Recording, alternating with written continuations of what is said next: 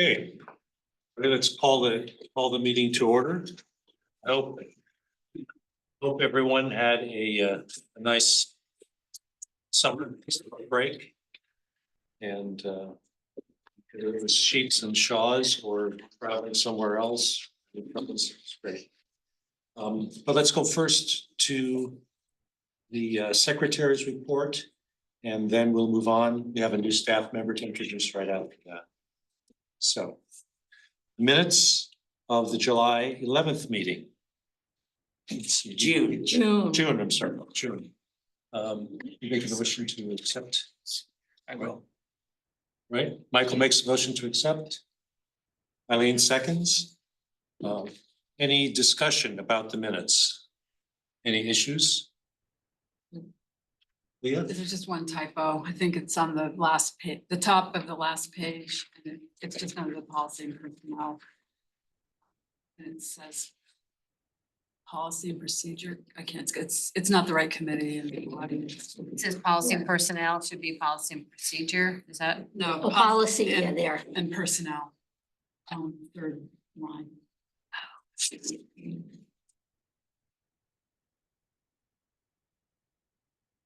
All right. And the only comment I had was on the part of the minutes detailing the EMC report, the briefing we got from them, the 7 items listed of the work elements. I don't know, it doesn't mention the solar panels. I'm not sure if the presenter actually mentioned that or not, but that was the heat pumps are mentioned, but not the solar panels. So maybe, I don't know if that was just the presenter neglected to include that, but otherwise it would seem it's a major part of the project. Yeah. It doesn't say. Are there any other comments, suggestions, changes? If not, with those 2 things that you mentioned, is there a motion to accept the minutes? So moved. Michael, second. All in favor? It's passed as amended, approved as amended. Before we move on, we have a new staff member here joining us tonight, Cookie. And I thought we'd just let her introduce herself and then we could go around and introduce ourselves to her. Good afternoon, everyone. My name is Cookie McNerney. Kathleen is my real name, but everyone calls me Cookie. I think I am going on week 4 here at the Patent Free Library. Is that correct, Samantha? I think it's week 4. Yeah. 12, we started on the 12th. Remember that.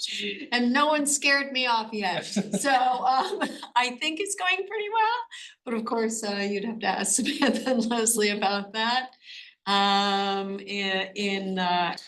am a professional musician. I play the oboe. I teach at Bowdoin and Bates in the Portland Conservatory. And prior to coming to the Patent Free Library, I had worked at Tedford Housing as a marketing and development assistant. During which time they had a capital campaign themselves, massive. Yep. Yeah, so you were involved in that. Peripherally, yes, I Yes. was involved with that peripherally. Yeah, they're trying to raise I think it was it's 8. 0.4 million. 8.4 million, yeah. 8.4 million. Okay.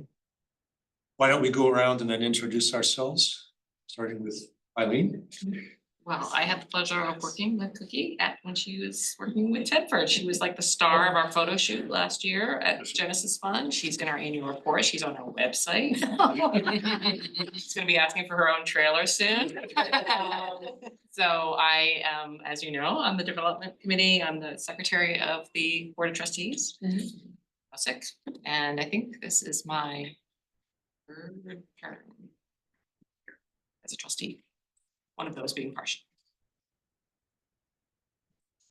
Oh, I'm Peggy Kapusovsky. And I'm on the Finance and Governance Committees. From Georgetown. Oh, I'm from Georgetown. Okay. I'm Leah Zartarian. I'm from West Bath and I'm chair of the Policy and Personnel Committee and on the Governance Committee, finishing up 2nd term. You know, we talked, so we're together. Michael Michael Mason. I'm on the development committee, trustee. and I live in Bath. He's the vice president. Okay. I'm Lauren Bray. I live in Georgetown and I'm on the board for 1 year. Appointed by the select board in Georgetown as from one of the satellite towns, rotating position. I'm Allison Hepler. I'm from Woolwich. I think I'm on the governance committee, but they either don't invite me to those meetings or they don't have those meetings because they're so well organized. So. You have meetings. All right, note to self. Yeah. I don't think we do that. Oh, well, maybe I'm not. But I'd be happy to join if Well, I that's thought I what, was on it. that's what we love to hear. Is that the one that used to be nominations? It's combined, yes. it's Yeah, taken okay, over I now. was on that one. Okay, Oh. okay. Anyway. I'm Jack Underwood. I'm the recording secretary from there. I'm Anita Brown. I'm from Arousik and I'm the RSU1 board representative. I'm Anthony Jameson. I am the treasurer. Get that right. And I'm from Bath for what it's I'm Davis from Woolwich and I chair the finance committee and I'm also on the development and governance committees. Thank you all for being so welcoming. It's been great. Okay. You're welcome to stay, Cookie, but I know you've got some other obligations. I'm gonna go teach young children how to play the oboe. Carl, does she want, do the people, the board members on the? Oh, sorry. There's still people. I'm sorry, yes. Oh, I apologize. Let's go to, let's see, to Lori. Sorry, Oh, Lori. There we go. Now I'm unmuted. I'm Lori Martin and I am on the board, a representative from Woolwich. Don't ask me about my committee, so. Rick. Rick Kessler, I'm from Bath. I'm the past president of the library and I'm on the finance committee and governance and sometimes on the campaign committee and sometimes on the development committee sometimes. Okay, my apologies to joining us by Zoom. Thank you all. Thanks, Cookie. Adjustments to the agenda. I don't have anything to add or do we do it? I have one question that just came, as I was looking through, I think the board was supposed to review the wording about the bylaw change before the October meeting. Yes, that will happen. In October. No, we'll do that today. We've got, I think we know it. I just didn't see it in the packet. So unless there's- Yes, that is oversight. So Could that be by email? It's some simple wording changes. But yeah, and it does need to go to the board that's a formal just to vote. review Yeah, as a we will request. describe it and then we'll get the exact text. Okay. We have Steve. Rick. Just a question I saw from the report that Elizabeth was doing a space study with the staff and that she was going to report to it in September. And is it on our agenda for this month or not? Oh, I didn't see it. I saw that. That was going to be one of my questions when we came to the monthly It's reports. actually not, and the reason it's not is because I instead I want to talk about the space study is one small part of what I've been working on, which is it's under the new business, a way to set the priorities for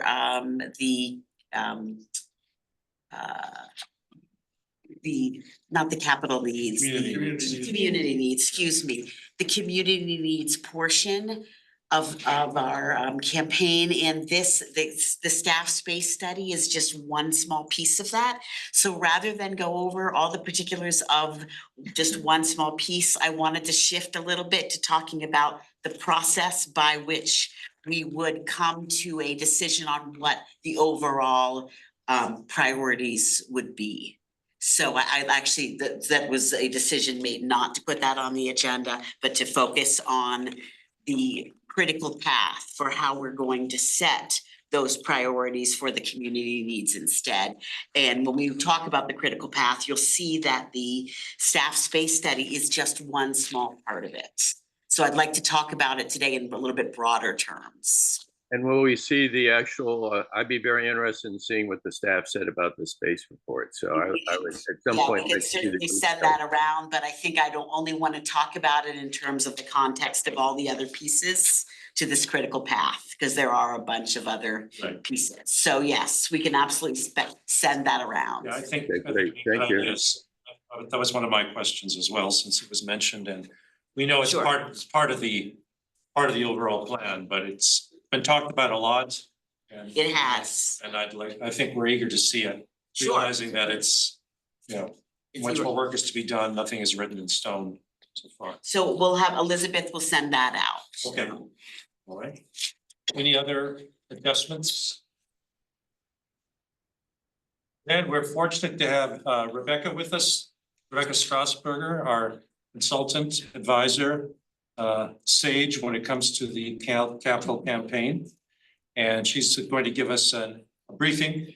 We put her in the front because she has another obligation this evening as well. So Rebecca, thanks for joining us. Thank you, Carl. Yes, I'm grateful for the chance to join in a hybrid fashion. I serve on another board that has the exact same meeting time on one Tuesday a month. So if it works for you all, I'll always try to sneak into the very beginning of the agenda and then bow out so that I can continue to serve for the Brunswick Community Education Foundation. Although tonight I will say I am not going to that board meeting because it's my son's birthday and we're going to go watch him eat his weight in tacos at El Rodeo in Brunswick. So just in case you were curious what my life is all about. So thank you. So I am really excited to see you all. The last time we were all together, I reported out on the feasibility study and you all voted to move forward with the campaign, and so much has happened since then. We are at a very exciting moment in time. We crossed the $1 million threshold today. I want to say a special thank you because those the last several gifts have all been from members of this board of trustees. So thank you to Carl, Anthony, Leah, and Eileen for getting us there. It's an exciting milestone, a third of the way to the campaign goal, and we are not even a third of the way through our campaign time frame. So I think considering, that we're doing a little bit of the building the plane as we fly it, as most campaigns do, I would consider us ahead of schedule and doing really, really well.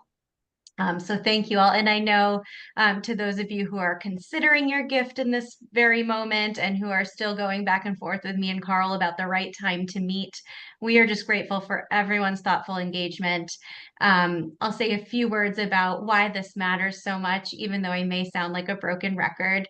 I think seeing the trustees of this wonderful organization lead by example as donors to this campaign will really signal to the community that this is a worthy investment for them to make and that we all believe in this vision for the future and what the library means to the community.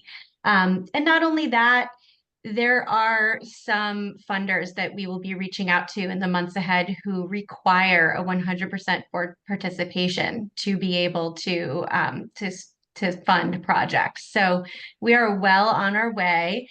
And I have in the back of my mind hope that all of the pledges from this group of insiders and volunteer leaders will be confirmed by the end of the calendar year, so that going into 2025, our fantastic campaign committee members will be ready to go out there and start making a lot more asks. We have a great list of potential donors, but we really want to button up this piece before we start talking to them any further. So thank you all.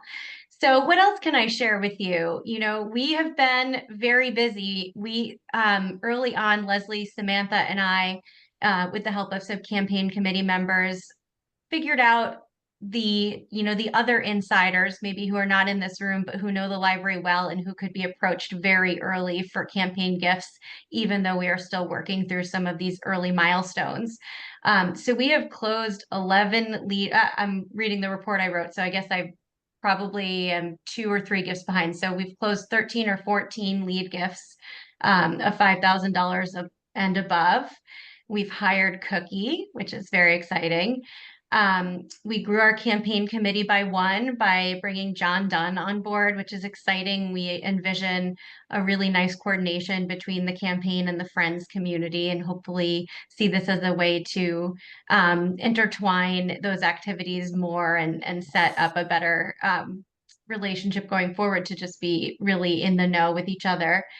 And we are leaving no stone unturned. We have a strategy for approaching state and federal grant opportunities using an expert, an additional consultant. We're talking to someone named Lucy Van Hook right now. She has done this for other nonprofits, particularly those who have engaged in energy and sustainability projects. So she knows exactly what opportunities we should be keeping an eye on.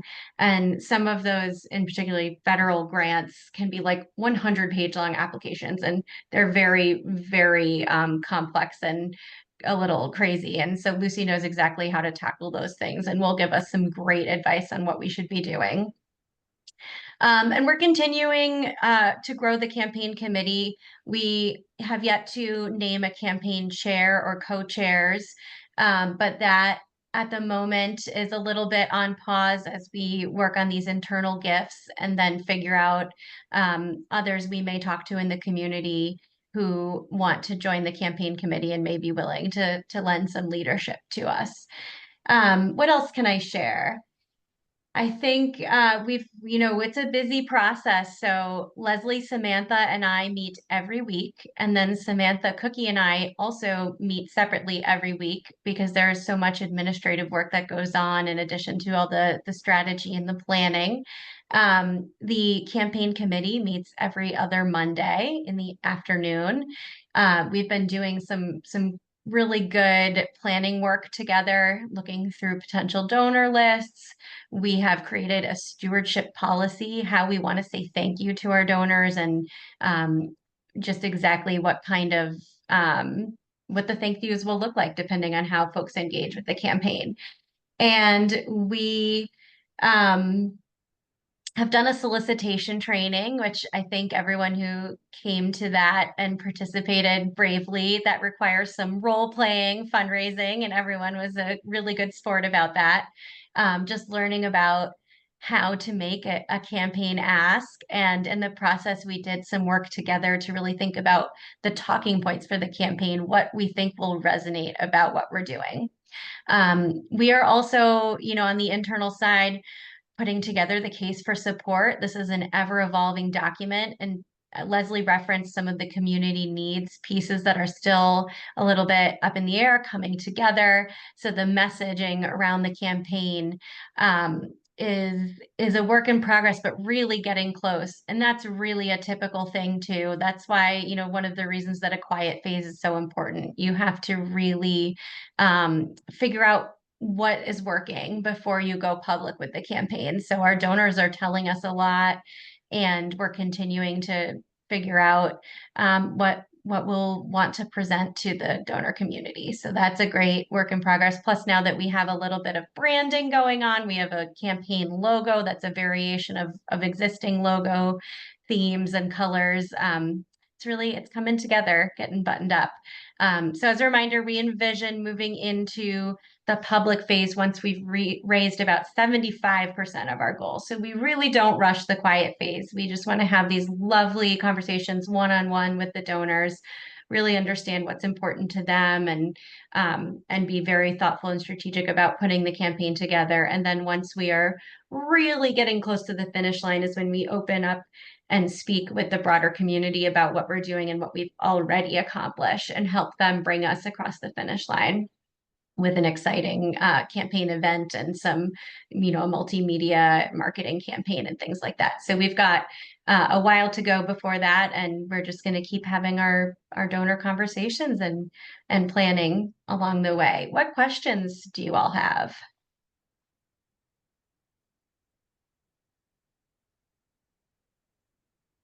I should add that I think with Lucy Van Hook, we've got a proposal from her. We haven't committed yet to engage her, correct? Correct. The one question, of course, is how much it would cost. And I don't know if we've got that figure yet. Yeah, so she presented a range of options that Leslie and I have been going back and forth and thinking about together. So I don't have information to share quite yet because I think we have to refine sort of what we're asking for from her. And I think, you know, it's an investment to be made. As a reminder for all of you, there's a best practice in this business of needing to budget about 10% of your overall fundraising goal for campaign expenses. And that includes not only the campaign consultant in my role, but if you do need someone to help with grant writing, when you get to the point where you want to have an event that's not part of your annual operations plan, when you have more mailing to do, maybe you're buying a little radio time or doing some social media marketing and stuff, all of that falls into a campaign budget.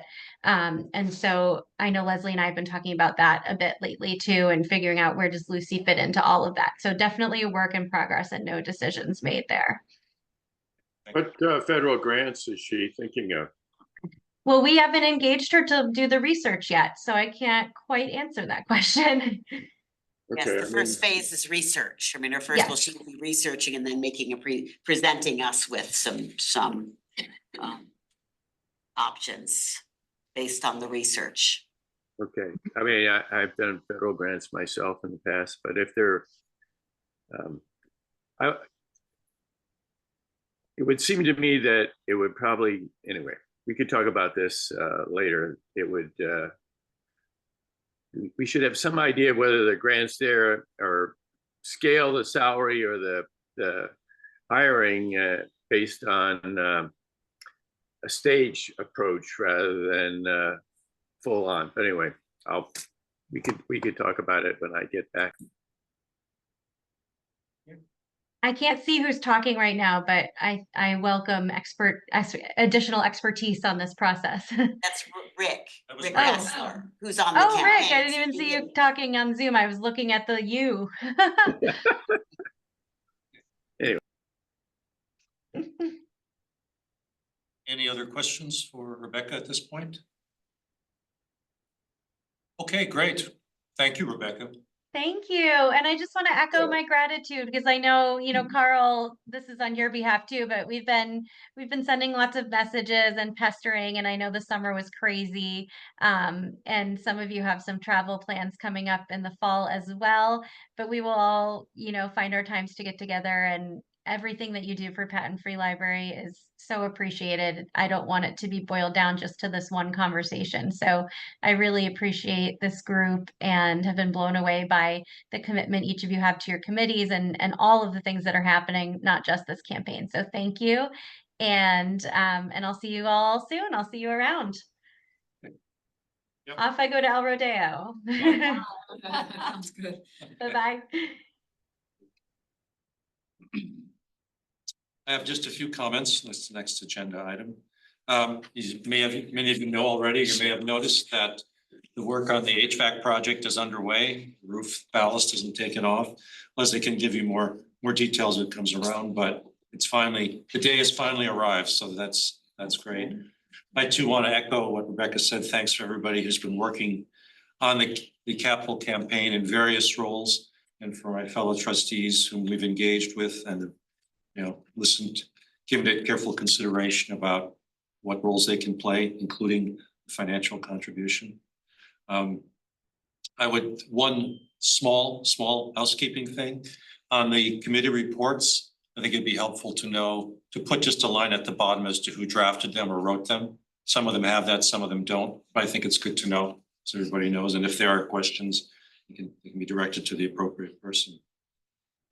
Before we go on, I just want to say, it's been a couple months since we last met, and the library staff has racked up a whole list of activities that deserve kudos. I'll mention just a few here, some that stuck out to me. One I thought was a great idea to have the YMCA at the story times. You know, it's great to have that community involvement.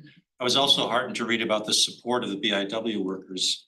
You know, the cash, these getting being at the gates and raising close to $800. That was great. I didn't have any idea of how BIW's, you know, in that format, what kind of support we generate, but it was great to hear the positive comments. probably saw that even without interlibrary loan for a good first number of months, overall circulation rates, whatever dropped only 5%, which is a tribute to the staff. I think as Elizabeth wrote, to the staff's efforts in having a collection that really that people want and that people value. Great to read about the, I guess, books on tap, summer reading, 500+ people. No small thing. And I'd just like to say too, I don't know if you've looked at the library bookstore lately, or typically go in there. Even when I walk by in the front, I think what a nice presentation it is. The books are well displayed, they're interesting. They make you want to go in and explore and, you know, browse as you would in any other bookstore. So I just want to say kudos to the people who did that, to the friends and their efforts.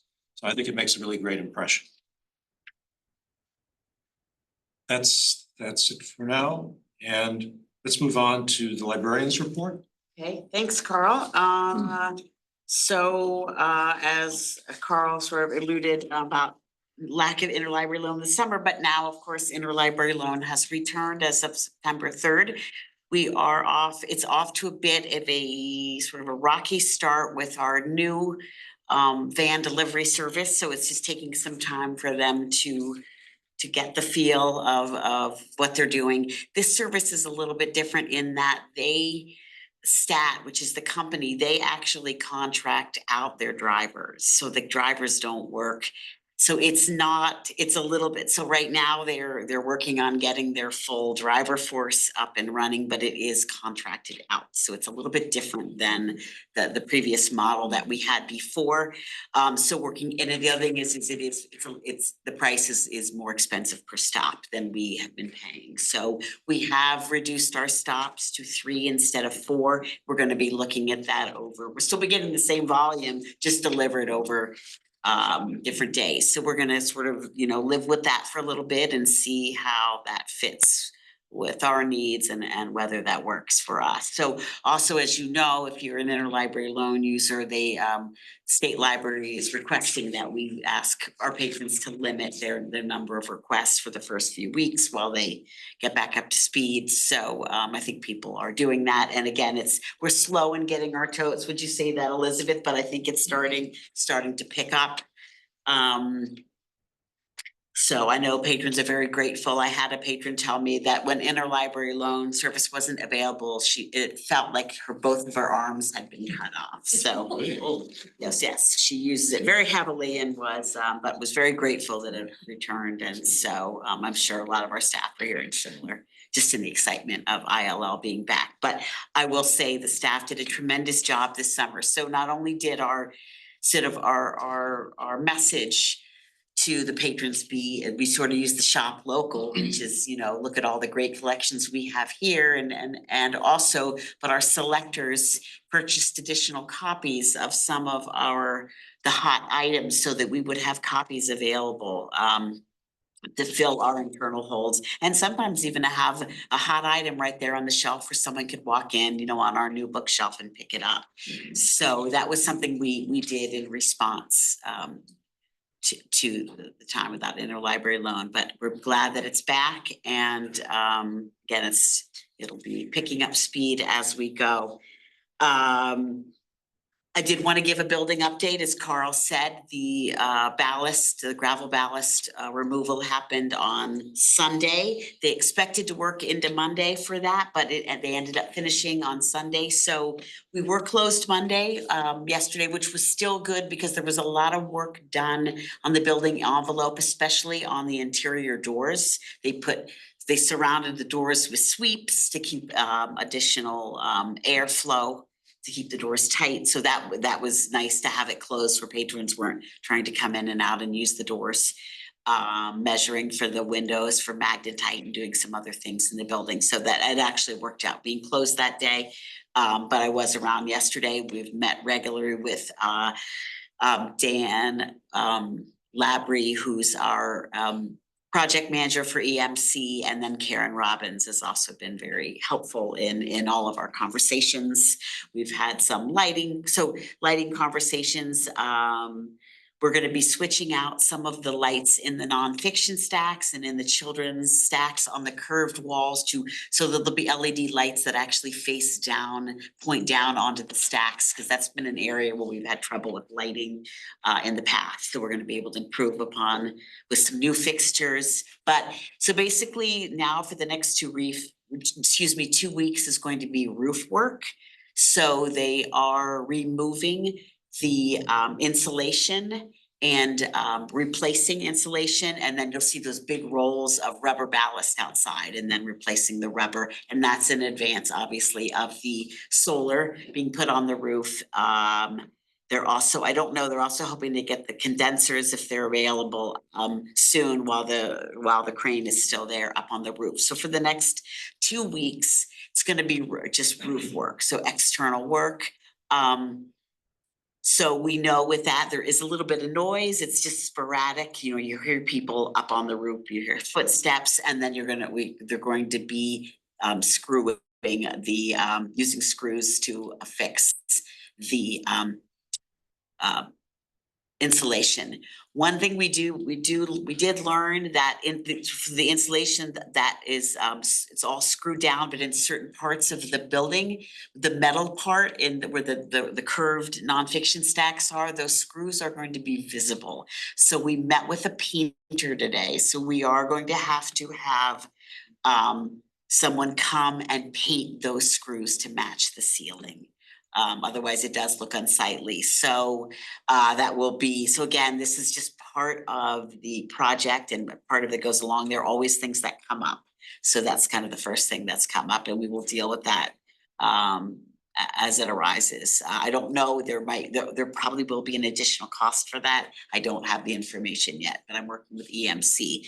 So I will be meeting regularly with the project manager, Karen and I'll be getting weekly updates on Friday mornings so that we can send out updates to staff and in our e-news and social media as needed. We do know that after the roof work gets done, there is gonna be a lull of potentially 4 or 5 or 6 weeks where there's nothing going on because they wanna coordinate the electricians with the replacement of the lighting, which is about it's a lag time. They've ordered all the lights, but it's about 7 weeks lag time. So they wanna coordinate the electricians with the lighting, with also the HVAC company who's putting in the cassettes, the VRF air pump cassettes. And then so that they don't have exposed ceiling, you know, as much as possible. And then the person doing the tile will come in and do that. So there is gonna be a lag time where there'll be nothing going on for several weeks in the building after the roof. But it's very exciting. And we also have a web page devoted to the project, and there'll be pictures, updated pictures posted there. The contractor is taking pictures, we're all taking pictures, and we will update and add pictures as we go along. So are there any questions about the project so far?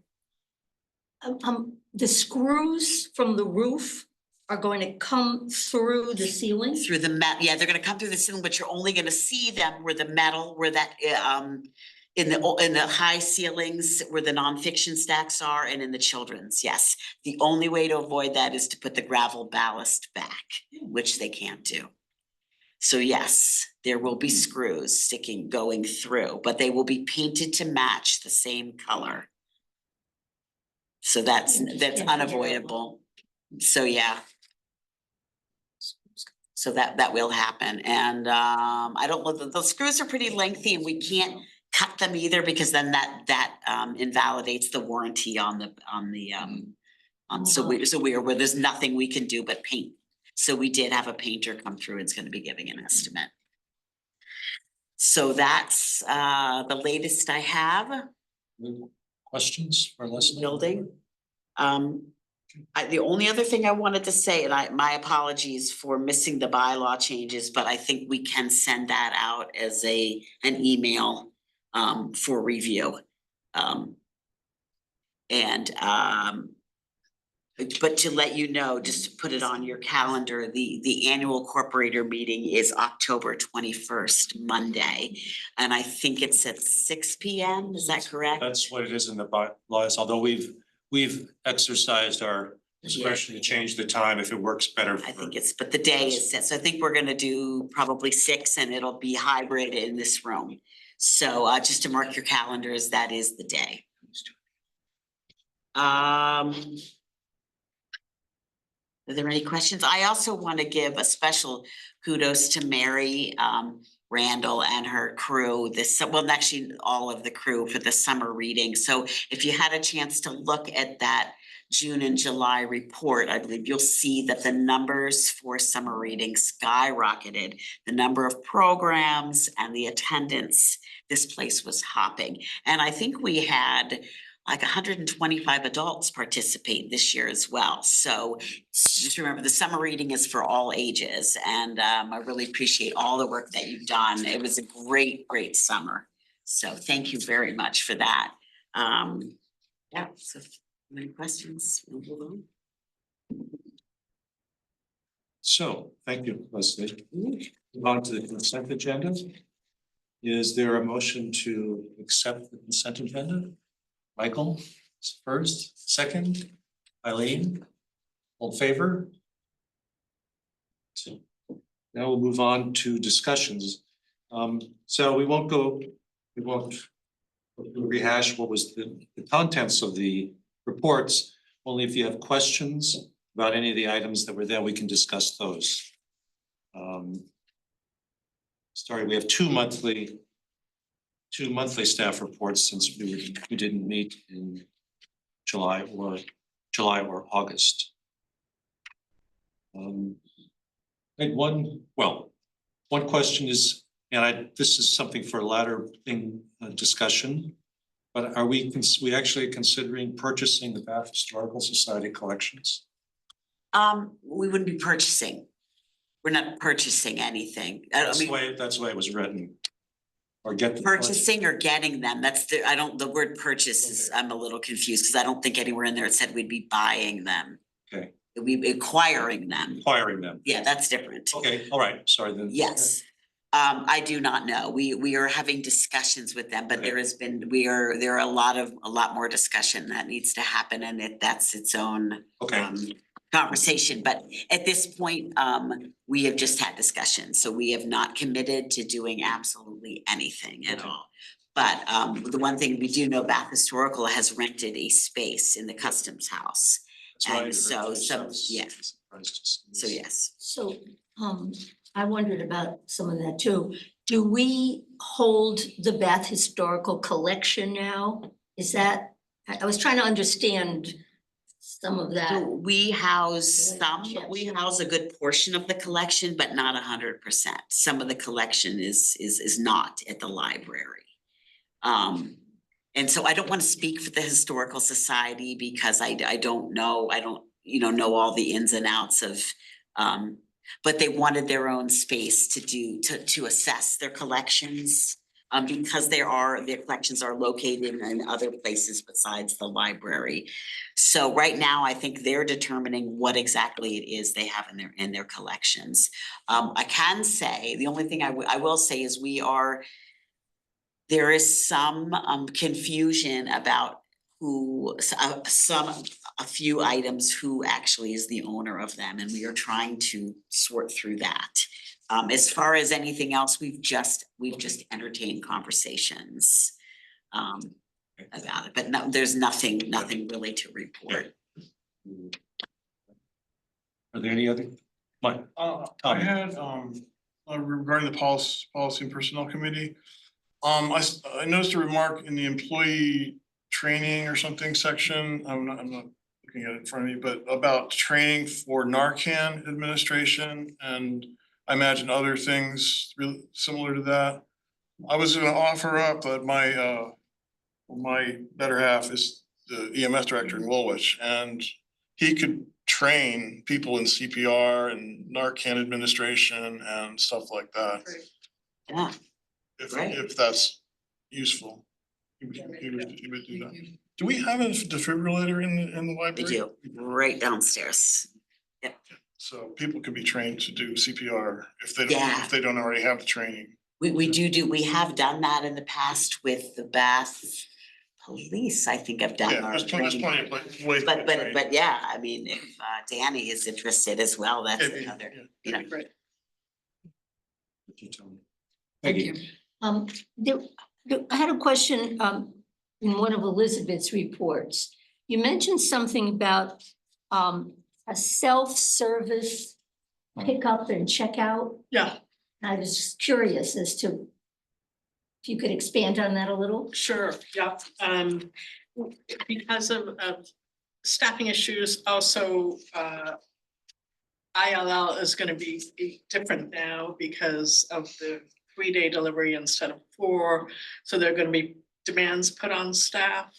So I'm trying to think of ways to improve the workflow as it happens. And a lot of libraries are moving towards this happened in COVID, and many libraries continued where people could pick up their own holds. And if we move towards that model, when people can pick up their own holds, it makes sense to have self-checkout there, either in a little kiosk. They also have an app on your phone, so you can check out your own holds as you go, and that will help reduce the demand on the front desk. It won't replace it, it's just an additional service. And so I went to Curtis. They were kind of early on this move, and spent a day seeing how they did it and how we could apply it here. So I'm really excited about that. I think it's a great addition to our already high service. We offer even more, you know. So we're just at the very beginning of it, but I'm very excited about it.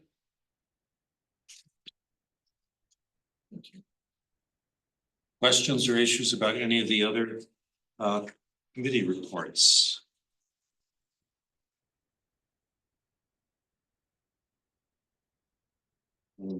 I would make one other comment about the development committee report, if I remember that right. There was a characterization of the capital campaign. Of course, this is perhaps dated, not moving very fast, quote unquote. I think that was a time when during the summer lull, but it's clearly picked up a lot of speed, and Rebecca was always satisfied, or more than satisfied with the way things were progressing. I think it had more to do with the shift in, okay, we gotta hold off maybe on some of these asks before we while we get all the trustees on board.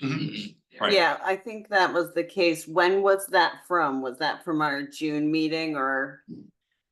July, Yeah, I think it was during the lull when we weren't having a lot of committee meetings and we weren't getting any, making any new asks or anything.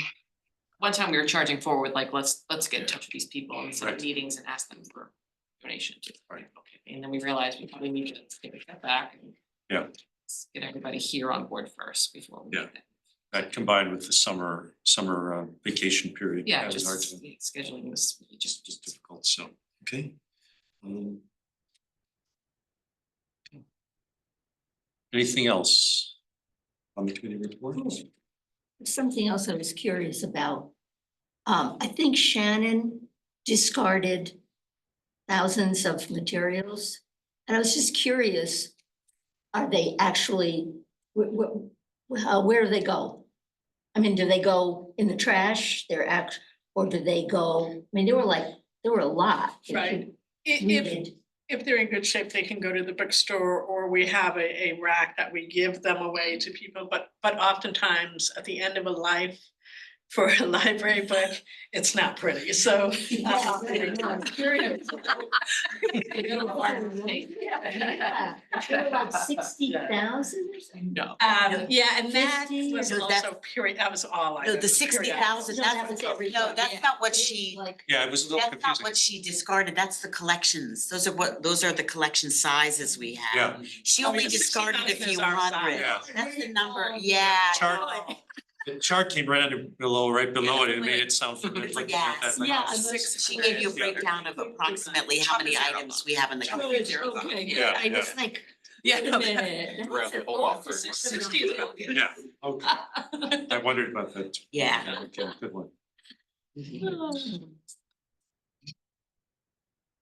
Sarah.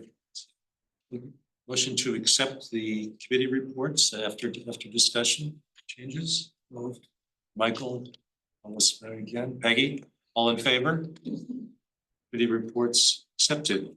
Then we move on to the treasurer's report. All right, I will start out with the value of the endowment as of yesterday, 9/9. It is $8,468,373.49 as of yesterday. Are there any questions on the financial reports presented?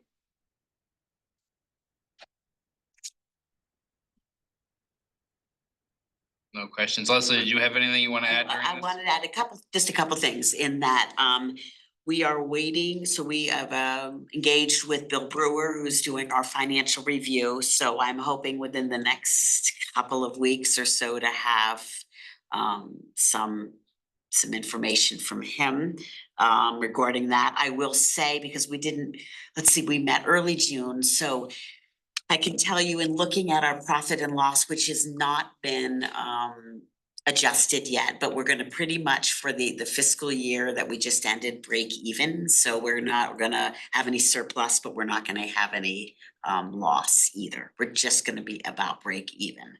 So I think that's actually very good news. And there was one more thing I wanted to say about, maybe that was it. Yeah, I think, and so far, I mean, this year's spending rate is on track as we expected, so there's no real surprises and everything seems to be going well there. We still have money, so.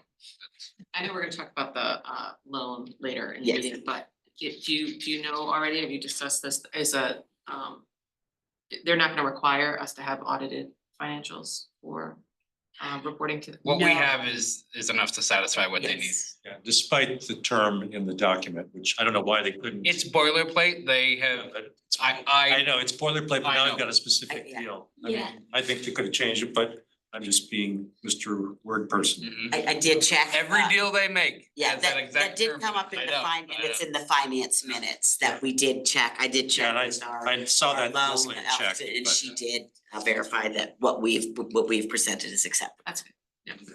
That's good. Okay, anything more for Anthony? Development report. Yes, just starting off on the new annual fundraising year. Samantha gave me a figure that so far we have $11,286 in the annual fundraising, and that does not include a gift that's sitting in her box right now. We also have just over $3,050 in pledges. So good start. I know probably everyone here hopefully got a little note from me, the little ask to submit your board pledge form by the end of this month. So hopefully you guys are all on track to do that if you haven't already. And that sort of kicks off everything. And then beyond that, there's not a lot of detail to provide beyond what was in the reports, except that we do have the John Patton Society event this Saturday, and you should all have got an invitation in the mail to attend. I know some of you are away, but it'd be great to have a lot of trustees there if you are still thinking about it or wondering, but Allison's done a great job. Like we had like a turnkey situation because it's going to be about Maine for a ship. And it's going to be at the freight shed, so it'll be a nice little venue. We're gonna have wine and cocktails, and I just found out that we got a part donation, a deep discount on some really delicious charcuterie board and cheese from Iris Eats in Harpswell. I don't know if you've ever been there. Oh, yeah. That's amazing, amazing. No, what is it? Fantastic. Iris Eats is the name of the business. She started with a little food truck, but now she has a brick and mortar place in Harpswell. But she does these charcuterie boards that, I mean, I don't know what she's gonna do for us, but she's been very kind to do this. She's also gonna do little slider sandwiches, but it's just a 2-hour, 4 to 6 p.m. Little bit of social time, cocktails, chatting, And the just freight catching up. shed, I love that. It's a Yes. great So people aren't place. expecting to be on the boat, are they? I have not. No. Okay. The invitation did not make you think you. No. It says both means for ship and freight shed. In the freight shed. Okay, now we're No one's still working with Coast Guard. I can explain. We can certainly bring people down to the dock, and Rob can be down there before, It's be beautiful. Yeah, it's a lovely venue. Great opportunity to get, learn more about Mains per Ship. And if, I checked with Samantha earlier today about any of my stewardees who might have been invited and have not responded yet. So those of you at the table who have folks that you're stewarding and that might be on that list, maybe check with Samantha and see if there's anyone, if they haven't responded, maybe you could shoot them an email or just, it's a nice opportunity to not be asking for anything, just to say, hey, this is great. That's a good Some point. great events Yeah. happening on Saturday. If you're, you know, are interested, I'd like to come. It's about to have you join us. I think right now we're at about 30 people. Does that sound right, Samantha, for RSVPs? 24. So, 24. Be nice to have more, Yeah. given that it'll be a really nice program and, you know. Yeah. So, It's nice at compete, but I saw that the Maritime Museum is having Nice on the pier. fights on the Right. pier, I know. same timeframe, so. We had some dates at Freight Shed that were, that we wanted to work around for them, like they have some other stuff Yeah. planned, so. Oh. The other thing is that, if trustees are, even if they can't come, it'd be nice, we're trying to get donations of pine. Screw top, please, for the event, just to make things easier. I can give you a corkscrew. You know, just to make it easy. So that's something you can do even if you can't attend. So thanks to Michael and Tommy for helping me put this event together and Allison. you. Allison. All I did was sign the rental form. Hopefully nobody trashes the place. 'Cause It's bad society people are pretty well. So that's Okay. the report. Does Great. anybody has any Look forward to questions? that. Any questions for Eileen? Town and area school activities. So we're just at the start of the school year. So anything's going on yet? Is there anything that's in the works or people know of or want to talk about? Actually, one of the things that I'm gonna point to Tommy as being one of the leaders on this is that Woolwich is going to be having a special town meeting to approve fiber broadband that'll go townwide. That's exciting. And so I think that Really exciting. has Yeah. the potential for more communication here, interaction. Yeah. So I don't know, do you want to add anything else about that? No, other than to reach out to people you know in Woolwich, tell them, make sure they go to the meeting. When is the meeting? It was, the town approved this matching funds thing 2 years ago, but the authorization ran out, so we have to reauthorize it. But it was Everybody in approved Woolwich, unanimously. come. Is there anything else? Old business.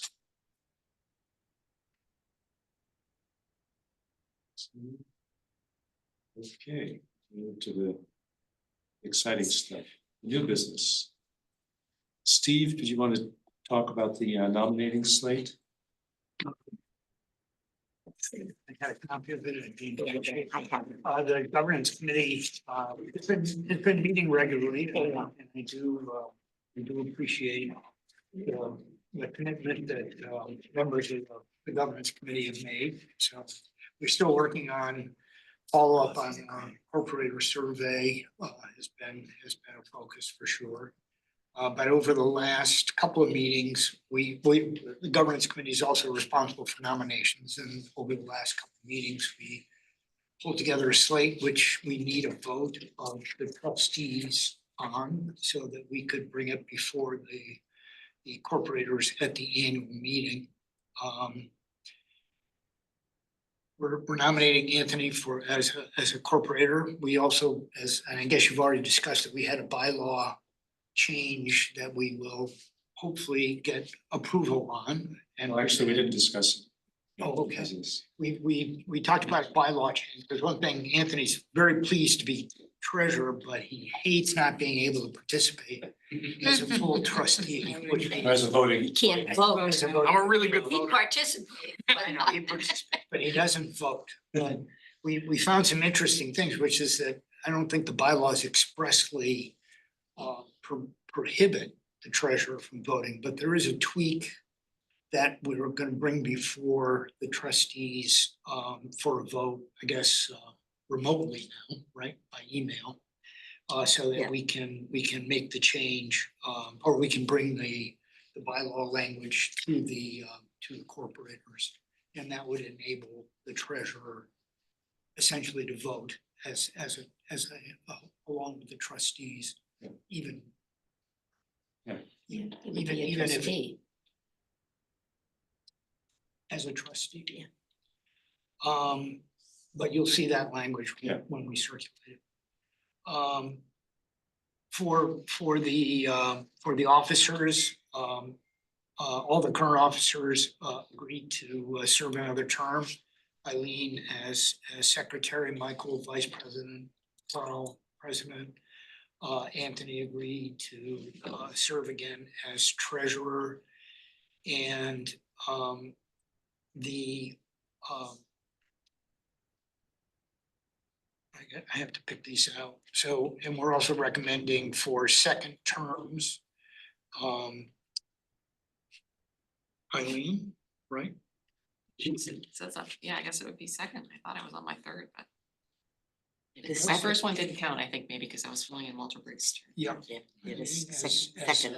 as a treasurer, Michael, excuse me, as a trustee, Michael as a trustee. And Leah is up for her second term, Third. third term as trustee. So those three names, plus the officers will be presented to the annual meeting. But we do need a vote of the trustees to present that slate. Are there more questions, discussion? Smith, Michael, jump. And nobody. Any questions or discussions about this? Michael's eager to. Actually make the motion, then we discuss. That's right. Right, so, not, you all in favor of presenting this nomination slate to the corporators at the annual meeting? Raise your hand. Looks like it's unanimous. Right. Anthony gets not to vote for the Last time. Okay. Now, we move to the construction loan. We've gotten a number of documents about, and there's some, provide, we can talk about the, some of the details and also point out that the due diligence was done. And was coming up with this recommendation.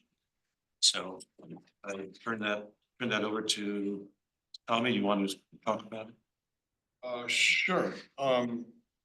So much of this is in the finance committee notes, meeting minutes, but we did, Anthony and Leslie did check around some other area banks just to make sure that we check and see that we're getting a decent deal through Bath Savings, which seems like we are, and we would have to probably move all of our deposit accounts elsewhere to get such a good deal. So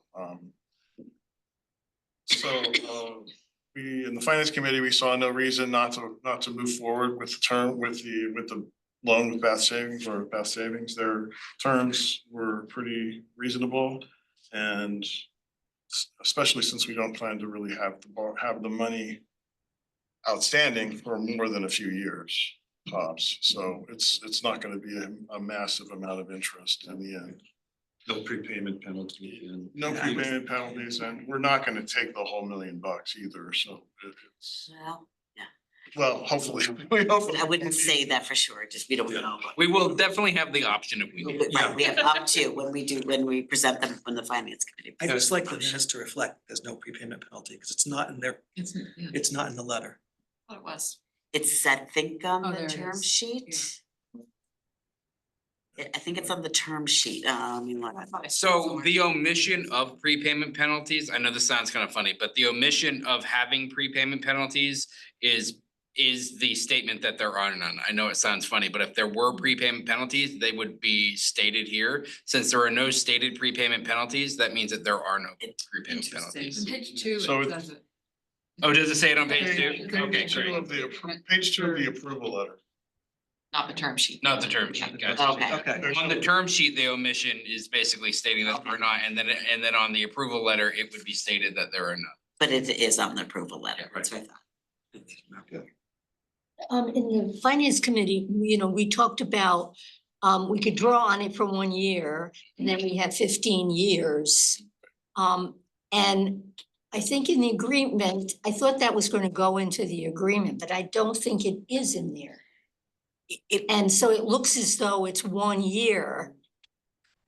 Yeah, that question came up in the finance committee meeting too. Yeah. That's what, I know, we discussed it at looks- the finance, so. It looks that way at first, but there is a 15-year, there's sort of one then the other. So what you'll do is you do the 1-year drawdown. And then you have that year, and then at the end, it does what we call term out. So when it terms out, you then sign again to then term out the loan. You've already agreed to it, but because it's a phase, right? First phase, second phase, you then term out the loan and then the 15-year starts. So it's 1 year and then the 15-year term Right, starts. right. So it will look like it's 1 year, but that's because that's the drawdown period, and then it begins the 15-year term after. Right, I know we had discussed that, Yeah. but that's why it's not in the document. Yes, but it is 100% a 16-year loan, 1 year drawdown, and then. If you look at the term sheet. Term sheet that's has- what But it's the spread. actual, The approval letter says the Approval term of the loan is doesn't. 1 year. Yeah, That's- exactly. That's confusing. Yeah, that is. It will be less confusing with all the documentation. But yes, it is definitely with a 15-year yeah, repayment. right. The term sheet's not with it, with in the Google Drive. It is. Oh, I'm in it. Right after the. Oh, it's because document. it's not out, but it puts it out. Oh, in yes, Mexico. it's not together, yes. Yeah, Yeah, I'm that's sorry, why, that's it's why I just didn't see the how it things. sorts it. Yeah. Yeah. And the only other thing I'll add is we, in the finance committee, we voted to propose that the interest rate selection that we would recommend the board agree to is the fourth option that it's in the term sheet, the fourth option, which is an interest rate, which is 2 years fixed and then variable. So that would be the first 2 years would be 7.46% and then variable based on the prime. Tommy? Yes, Rick? Yeah, I voted for that, but I wonder whether or not it should be option 2, that since we assume it's gonna be, we're gonna have this funds all raised and paid off in 5 years, shouldn't we try to go for the lower interest rate in the 5-year period as opposed to a variable on 2? Yeah, I think that's where the discussion in the committee went to say, well, maybe we should consider that if we do believe that the payoff's gonna be that fast. So that's something that we can decide today, I guess. Those, again, they may be slightly different amounts based on the rates at the time we lock in, so just know that. This was May, yeah, it was the end of May, so. Third, huh? So I'd look for a unanimous opinion of the finance committee. There is one. No, well, I think as we were wrapping up the meeting, I think it occurred to Rick and a couple of others of us that maybe we should leave this to the board to decide at the meeting rather. So there's 3 things that the finance committee is gonna recommend the board approve. One is the loan itself. The second is the movement of the collateral for the loan from Vanguard to Bath Trust. And the third is to agree that we could use that part of our endowment as collateral for the loan. So we have to move it into the custody of Bath Trust Company, whatever it's called, and agree that they can use it as collateral. And to be clear, it's shares of the Star Fund. It is not being removed from the Star Fund. It would just be the manager, if you will, of those shares would be Bath Savings Trust, but the money is not leaving the Star Fund. It would be staying right where it is. We're not liquidating any. Correct. Nothing's being sold. In fact, it's just the custodian. It will be transferred for those specific shares would be Bath Savings Trust. And the reason for that is the collateral, this will be collateral to secure the loan. If we go belly up and can't make the payments, they need to be able to liquidate the collateral, and it is not easy to do if somebody else is the custodian. So as they are the custodian, they would then be able to liquidate. And that's not gonna happen because we're gonna pay our loan, but they need to be able to have the avenues to protect themselves. And one small point as well is that the earnings on the money, that's the collateralized money, remains for us to use. So it's not, Bath Savings doesn't control that. So we can draw on that to help with our, operating budget or whatever else we want to go do wherever we for want. normal. It's gonna function as it does now. Yeah. Right, exactly. So we do have the written motion, that's the same as what's in, there's a very specific Right. wording if. Yeah, so can I make that motion?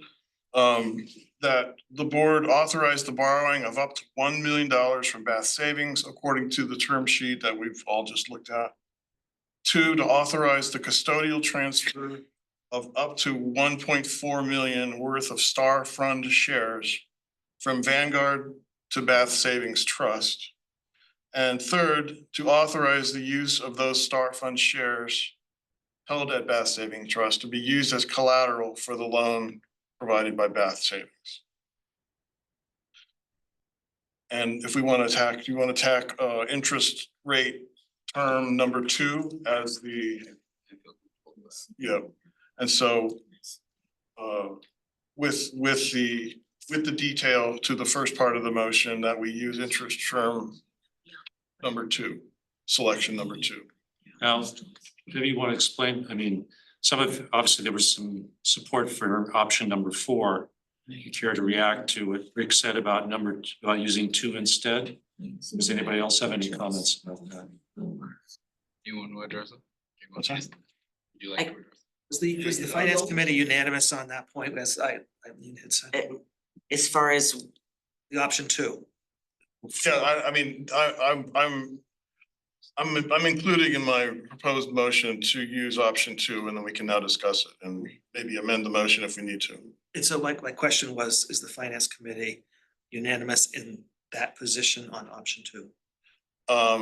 We didn't vote on it at the meeting, but we can take a vote now as finance committee. I think the board supersedes probably. Yeah. I'm just interested as. I think we had some discussion on that because it just depends again on how long we plan to, think it's gonna take us to pay off. I will tell you though that in my discussion with the VP at Bath Savings, although they can't recommend, they said interest rates are pretty high right now and that maybe that their recommendation informally would be a shorter term with the understanding that, the interest rates would probably be less. So there is that, you're still taking a risk that, in 2 years, those interest rates could drop to the whatever below the 7.14, and they are pretty high right now. So their recommendation was to do a 2-year and see what those interest rates look like. 2-year fixed rate and then move to 2-year variable. fixed and then move to variable.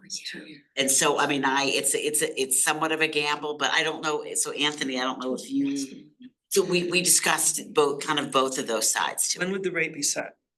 So here's what we'll talk about rate. So the first rate that we'll pay is a 7.46. Now, I will say that could change ever so slightly. It will probably go down a little. That will be the rate for the first year during the interest only phase, which is our drawdown phase. After that is when the rate will be set for whatever period that we choose during the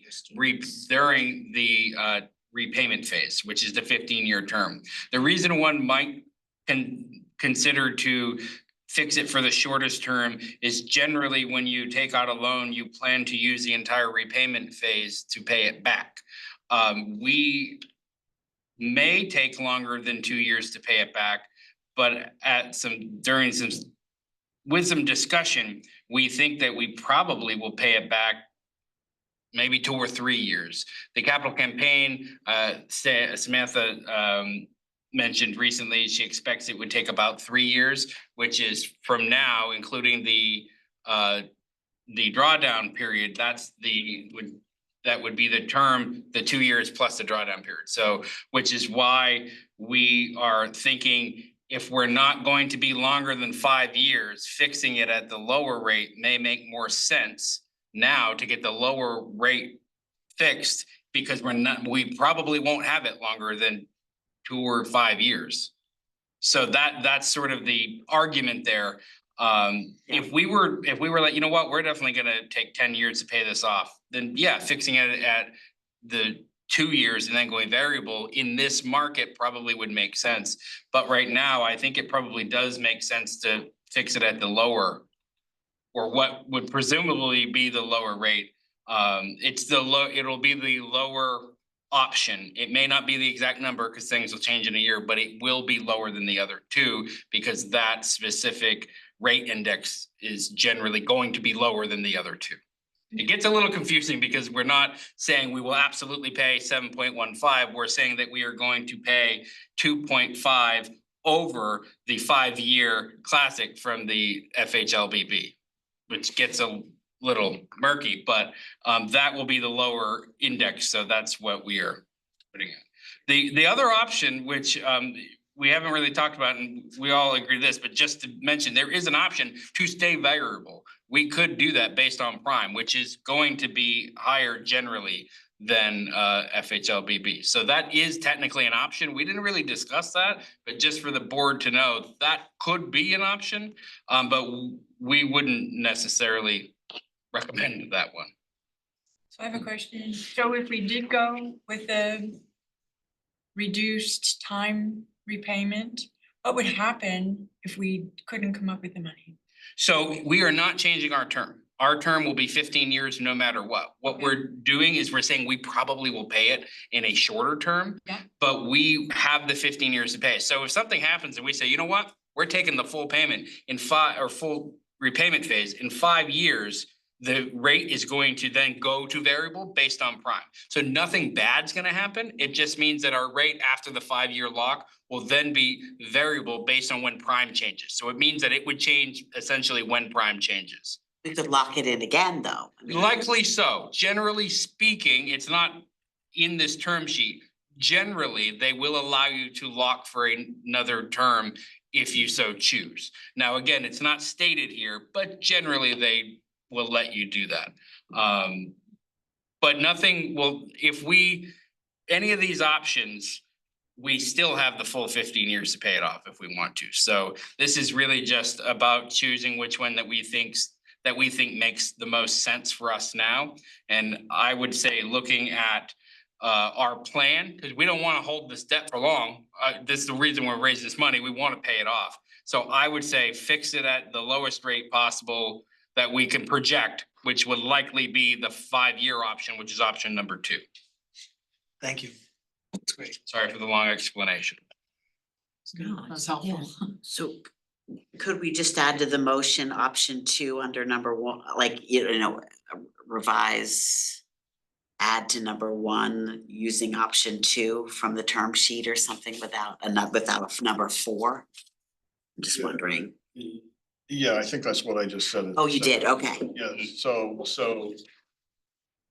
the approval of the loan using interest rate option number 2. Okay.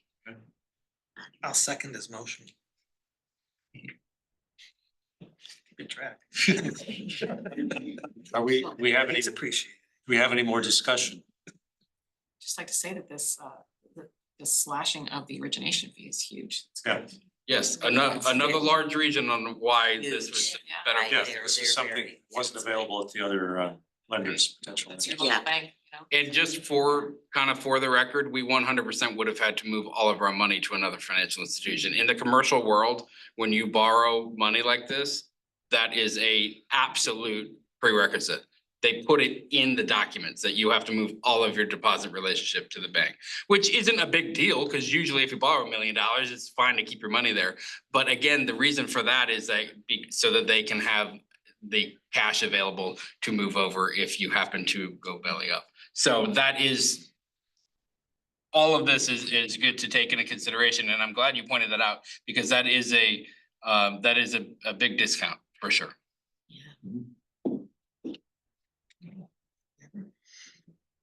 All right.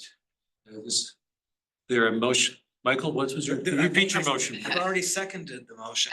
He made the motion. Very wordy. Okay. Are we voting on the amendment or now are we voting on the whole motion? All those things together. I think is what we're All the voting. above. The loan, the collateral, and the custodial movement of of the collateral. And the, And Using interest rate scheme number 2. Right. oh, okay, all in favor? Let's just do it. I know it doesn't count, but I'm gonna raise my hand anyway. Okay, I am, I'm practicing. great. Okay, approved. That's great. All right. We will move forward. That's good, yes.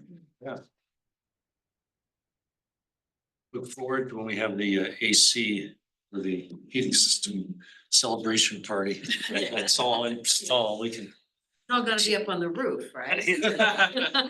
And Leslie, the bank said that, I know, right? the bank said that a copy of the minutes of today's meeting Yes, is so we're adequate. gonna expedite You don't need a a special minute resolution. draft. Yes, no, I'll contact, yes, because we have a good working relationship that's what they need, so we will expedite getting those done. If you expedite the minutes, can we get a copy of the Yeah, minutes so- sooner? Yeah, so I've been talking, Jack, and I started talking about that today, and I know this came up at governance, but I don't have a set. So I didn't know if the board had a specific recommendation. There was a recommendation from some members of the governance committee that the minutes of the previous meeting go out before the board packet for review. So I have started a conversation with Jack to make that happen. So what it means is, so Jack does the minutes and then I review them, and sometimes it does take me a couple of hours to edit the minutes, because there's just, there are a lot of just little, our plan is if we can get them out within 2 weeks of the meeting, I don't know, within a week might be challenging. We can do our best for that, but I don't know, realistically, we've got to give Jack time and then me time to review them before they go to the board. So that's why I'm glad you brought that up. I don't know what the board sees as a reasonable time that they'd like to see the minutes before the packet. Then there'd be time to make, either to make amendments or changes or ask questions while it's fresh. And before it goes out before it goes out. So are you saying then have conversation about the minutes? See, that'll be, because then, okay. Then you're saying back and forth via email about correcting the minutes then in advance. That's a lot of extra work for me. Okay, all right. So that I would have some concerns with. It's one thing to see them, but I think Okay. it's still that the discussion would need to be at the board At the meeting. board meeting? Yeah, this would just be for What if reference. we say no later than 2 weeks after? Yeah. We can do our best unless, like, if I'm on vacation or there's something that would prevent that from happening, but we'll try to aim for I'm on vacation. No. 2 weeks after the board meeting, no later than. No later than. And again, I would ask, unless it's something really that we wait, because the back and forth and. Yeah, I understand that. Yes. Fine. Okay, we can do that. Thank you. Yeah, that'd be good. Okay. In this case, though, I'm actually gonna try to move it a little bit sooner because we wanna get that. Depends And on when that. we do, I've already talked with Jack about that. I will send you out what we have for certain. Yeah, are they gonna want the minutes to have been approved, I guess? I'm gonna have to talk with Yeah. Mara about that and see whether a draft form works or what she needs. And if she does need them approved, then we'll take another process. Yeah, That could be email. that could be done by email. Yeah. Right, then we can do the back and forth that way if we need to. Bylaw wording. Okay. All right. Great. Well, milestone. This meeting, if nothing else, that what we just did. It's great. Last thing related to the capital campaign. Related to what we sometimes call phase 2, the community needs element of the capital campaign. HVAC being phase 1, of course, and the endowment being phase 3. So how this came about was Carl asked a very good question some time ago about what was the Building and Technology Committee's role going to be through this process of the community needs portion. And so I sat down, we talked about it at the Building and Technology Committee meeting. I also talked to Karen Robbins, who's chair of the committee, and I talked about it at great length. And we decided the best approach was to create sort of critical path, the same thing as we did with getting from A to Z with the HVAC. And so when we started to sort of discuss this and flesh this out, we realized, and I realized specifically that while we have the space study, you know, it's in our strategic plan that the staff does, that's just one portion of all of the things we need to do to get to a place where we can say what those priorities are. And it involves a whole bunch of different pieces, and I hope you've had a chance to look at this flow chart.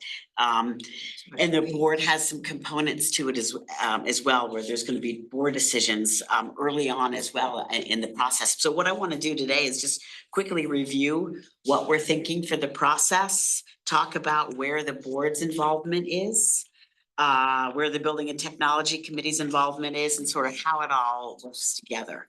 And then talk about time frame for this. So, of course, it starts with the strategic plan. The various components include the staff space study, which has been completed, which we will be sending you the report. But then we also have the stakeholder engagement section. And one of the things that's in our strategic plan is listening sessions. So I'm beginning to plan those listening sessions to engage our stakeholders in their feedback on community needs.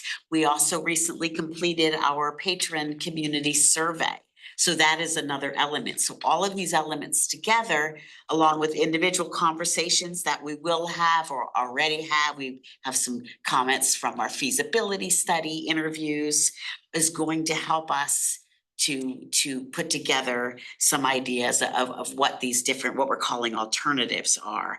Now, where the board comes in is the first of all, deciding whether they agree with this process, but secondly, deciding who are these decision makers going to be for deciding these various priorities. And there's kind of two sections to that. One is the group that's gonna make those decisions when they receive all of this information. The second is that we want to apply a rubric to this, which there's going to be, we're asking, there's a group of people that creates the rubric. Is the rubric have to do with finances? Does the rubric, how is it we're going to be, what rubric we're going to be using to look at all of these various stakeholder reports, staff reports, survey, things like that, to come up with our priorities. So we realized that the space study, the staff, while they're very knowledgeable about the building, about the operations, and they see the day-to-day, we also need to get more information from our stakeholders. So one of the things that I've actually started on this process is I'm be working on in the next few weeks, at the end of October, we're going to have some listening sessions, community listening sessions. One of the wonderful things about the survey, we had a question about on the survey of who might be interested in participating in the listening sessions, and 80 people responded with their emails. So we have a group there. We have some various other constituents, other groups that we are, and you can see them listed on this flow chart, that we are going to be contacting and looking at. And Karen Robbins has connected me with a person that's going to be helping us to facilitate this process. And for some reason, Darla Jewett, I asked if you knew Darla, but there are some people that have worked with Darla on our corporator, of our corporators that know Darla quite well. And so, excuse me? Does she live in Rouseck? She used to live in She used to live in Rouseck. Rouseck, yes. She has some wonderful skills. So we are going to be, and I can't speak highly enough of Darla. She's also she's donating a lot of her time to this. She will be charging us, but just for the sessions, which is absolutely phenomenal. So I am really excited about moving forward with this process, and you'll all get a chance to meet Darla at some point. We've got another meeting this week to start the talking about these sessions. So so also, so we're gonna have the listening sessions and then we're gonna summarize, obviously, take all the information that we have from the various pieces. We have staff right now that we're working on summarizing the results of the community survey. We've already done, Elizabeth's done a great job summarizing the staff space study. And then we're gonna be looking at the feasibility of these pieces. And this is also where the Building and Technology Committee will be coming in, because we may have to get some engineers or architects involved in building things to see whether some of these ideas are, if they're possible, how they might be possible, and what type of cost we may incur with those. So then there's going to be, so then these priorities are gonna be reviewed by the decision makers, whoever the board decides are gonna be these group that makes this final decision. With the end result being, there's a few more steps in the way, but with the end result being that we have a set of priorities. That's how we're going to be using the funds that we raise through the campaign for community needs. So I really just wanted to present this to you, and that's why I've held off. We're absolutely happy to share the results of the staff space study, but I would prefer not to get into a lot of discussion here, because that's just gonna be one part of a much bigger conversation. So so that's really, I think this is a really good plan. So as far as the timeline, I know you have a question, Leah, so the other thing that so I think once I have set the listening sessions and have a little more discussion with Darla and talk to the board a little bit more about what a realistic timeline is. Right now, I'm thinking maybe summer of, June of 2025 or summer of 2025. I wouldn't want it to go any longer than that. Just depends on how quickly some of these other things can happen. The whole thing. Yes, because we've already started it. Like I said, we've done the survey, we've done the, right. So the listening sessions are, getting planned right now. So these, so the other important part of this whole piece is that when we've been discussing the case statement for the capital campaign, as if some of you that have been involved in the feasibility study, we've not been able to really explain well what the pieces for the community needs are. And that's because we haven't really identified them. And this is going to help us to do that. So what we'd like to do is, in the case statement, talk about how we're going to do the priority setting, how we're going to involve the community. And we believe that that is going to be something that the donors will relate to and feel good about, knowing that we're going to take the time to find out exactly what it is we need. So we're being the best stewards that we can of our donor money. So that's kind of what our plan is. We know there are some themes. I mean, I can tell you some of the themes that came up at the staff space study, but there are also things we've just known is that, we need more gathering spaces. We need more, like the pods we have, which are getting heavily used. We need more small group meeting spaces. Those are the kind of spaces that we know we're lacking, that we've just seen huge growth in use. So those kinds of things we're looking at. We are also looking at workflows as far as the children's area and the main circulation desk and the reference area. Over the years, the building expansion was in '98, and workflows have changed dramatically the way we do our business. So we're looking at those spaces as well. So there are some themes that have emerged, that have bubbled up, but we still have a bit of a ways to go to get more input. So I kind of wanted to see how, see what you thought about this process, if you had any comments or feedback. So it's called community needs. Is it constrained to enhancements to the building? Is that really what, is the scope of this anything other than making, internal improvements to the building? It's or expansions to the building, or is it also include things that address community needs for equipment or devices or, you know, things. Yeah, It's primarily spaces, because that's where we, I'm sorry, Elizabeth, did you say? No, I just, yeah, so it's not like additional monies for programming or materials. It's primarily physical spaces.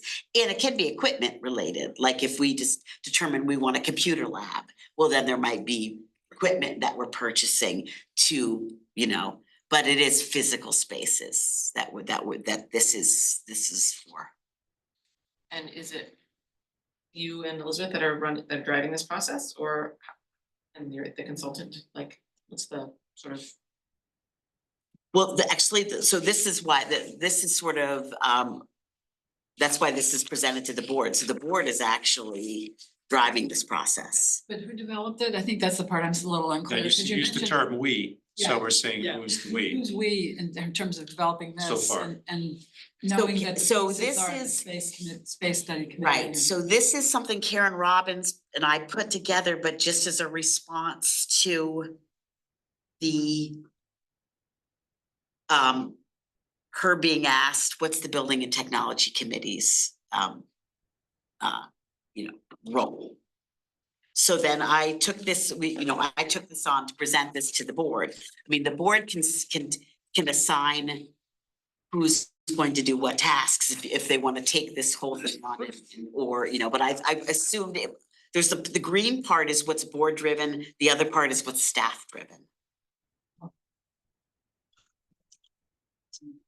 No, that's So, right, the green is board board, the other staff. and the So yellow is staff. So this is all part of the discussion. If if the board doesn't want to do it different, that's completely, So who would the staff, I mean, we would identify it as we go along, who those different people are involved. Right now, right, for various things. So right for here's an example. Hannah is taking the results of the survey and breaking it into sections by topic. So I've assigned that to Hannah. So different staff are going to be involved to do different things. And that's all not been developed yet. So it's kind of as we go along, we figure out what's needed and who's going to do that. This is just the process. We need a process because the staff space study is not enough to help us set the priorities unless the board feels that that's the way they want to do it. But we know that we need, and I'm not saying that these listening sessions, they're not, the listening sessions, we haven't crafted them all. Those won't just be about the building. That's going to be a portion of it. We have not fully said, there'll be other things in the listening sessions related to the library that don't pertain to this. But this gives us an opportunity to ask some questions about the community needs, about the building needs. But that's not the only thing that's going to be in the listening sessions. In the listening session, people came out of the community survey, right? Well, we asked, so it came out of it's in the strategic plan that we're doing these listening sessions. No, but I mean, the people are selected because they're among those that answered the survey. But they're not the only one. We're gonna advertise. There will be, they're not the only ones that are going to be participating in it. That's just one. We have that nice group of people that are interested. But that's not the only, we have, and again, I can't speak to we're still in the beginning phases of planning, so I don't have a lot, more information. Might add too that this strategy, if you will, or approach, were to give more, if you will, more substance or something a little more tangible to the community needs phase of the capital campaign, was discussed with Rebecca. And she thought that supported the idea of having a full-fledged, well-developed process would be something that could be effective with potential donors. Some of before this, we talked, it was very, out of necessity, it was quite general. And it didn't grab people. The feedback that we got from talking to potential donors earlier. So. Because people would, yeah, exactly, you're Say, right. what do you mean community needs? Just that it seemed a bit amorphous. And how are you gonna determine what those needs Yeah. are? We didn't have a good answer for that. That's really where this came in. We did not have a good answer for how we were going to find out what those community needs are. And I felt like we were spinning our wheels a little bit. You know, we had some ideas. I'd reached out to an architect, but we aren't even there yet. There's so much more information we need to gather. And we couldn't speak well about what we were wanting to do because we needed to identify this process. This can be tweaked. It's just that we've got to have a process. So I've spent a lot of time developing this. Rick, do you want to say something else? Yeah, it's a little bit confusing. I sort of feel like we're trying to build the airplane while we're flying it. And one would have hoped that the airplane was built beforehand. Because we're now talking about expanding the staff and the part-time people to 4, maybe 5 people if you start adding other people. So it's getting to be a sort of a staff heavy capital campaign. And the concept for it seems to be a bit amorphous. You said you wanted to assess community needs, but the community needs was really going to be about the building and the space.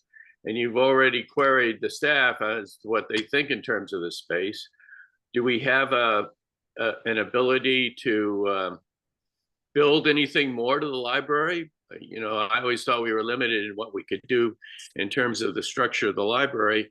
And I wonder if you're really asking the community what the staff needs in terms of their space. That's really a community needs concept. The community needs would seem to me to be much broader than what the spacing is. So I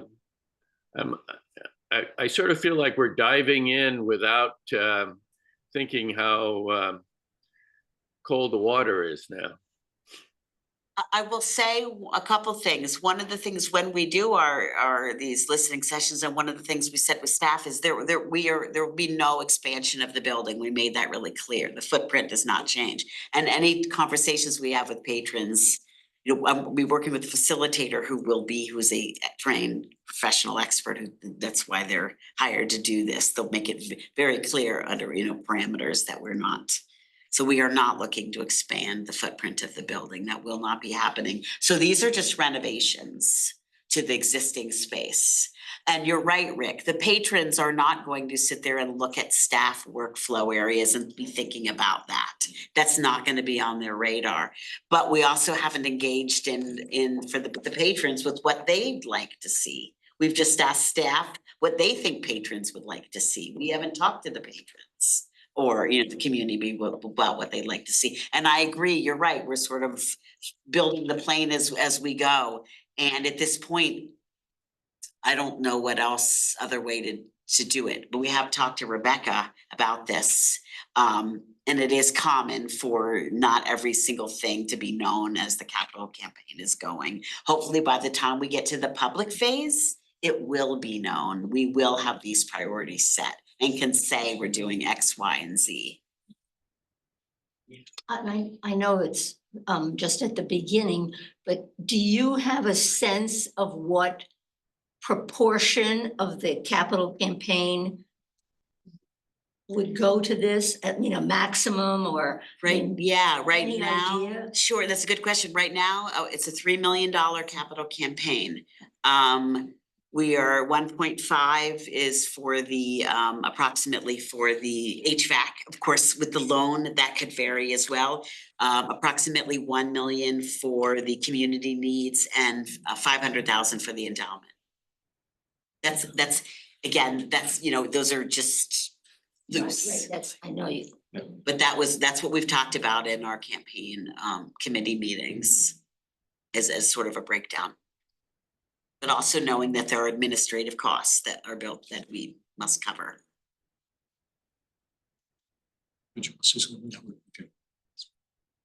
So what needs to happen here today? Are we just discussing this or do we need to make any decisions about? Well, I mean, I don't know. I don't know that it's just I don't know that it has to be approved or if it just just, if everyone's in agreement that we move forward in this direction. The idea that we have all these stakeholder, just, Like, we need to form a subcommittee that's in charge of sort of this process, or like, I don't know. I don't know. I mean, and again, the board, there is involvement. The board you just need to, at some point very soon, actually, because it's, just decide who's involved in this process, or who's involved in the decision making. And so again, that's a board.